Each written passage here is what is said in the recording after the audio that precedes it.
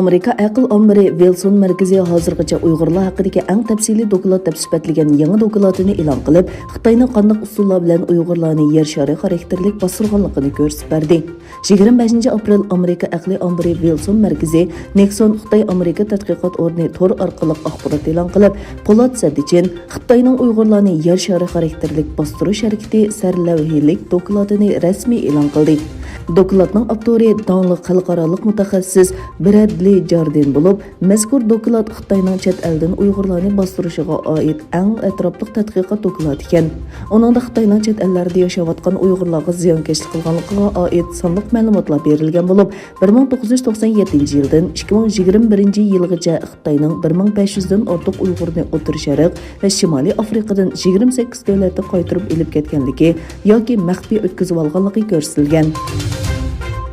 Amerika tavaziligi Nayus istixborot şirkati yaqinda Twitterda oz deganida 600 dan ko'proq soxta hisobotning ochilganligini, bu hisobotlarning maxsus Sharqi Turkistondagi bayoshatliq, xotirjamlik va aniq jamiyat haqidagi tashviqot uchurlarini tarqatishga ishlatilganligini bayqagan.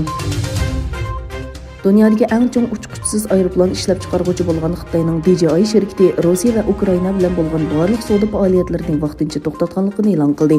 Bu shirkatning bayonotida Rossiyaning Ukrainaga tajovuz qilganligi sababli yurgizilgan jazo tilga ilinmagan. Beijing Rossiyaning tajovuzchiligini ayblashni rad qildi. Ammo bir mezgildan buyon Xitoy shirkatlari jazoning ta'siri qanday bir taraf qilish to'g'risida sukut qildi. Bermaning og'dirilgan rahbari Aung San Suu Kyi chiriklik jinoyati bilan 5 yillik qamoq jazosiga hukm qilindi. 2021-yili 2-oyning 1-kunidagi siyosiy o'zgarishdan buyon harbiy hukumat hukmronlik qilayotgan davlatda yipiq holatda sotlangan deloda sudchi sobiq rahbarni 11 chiriklik jinoyati bilan aybladi.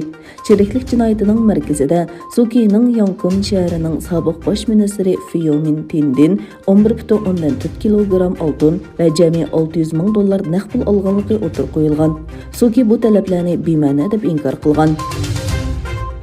Rossiya energiya shirkati Gazprom rubli to'lash sistemasiga mos kelmagachga Bulgariya va Polshaga tabiiy gaz to'shishni butunlay to'xtatganligini e'lon qildi. Gazpromning yozma bayonotida 4-oyning 26-kuniga qadar Bulgariya va Polsha tabiiy gaz shirkatlarining 4-oydagi mol avatish uchun rublida hech qanday pul to'lamaganligi o'tirib qo'yilgan.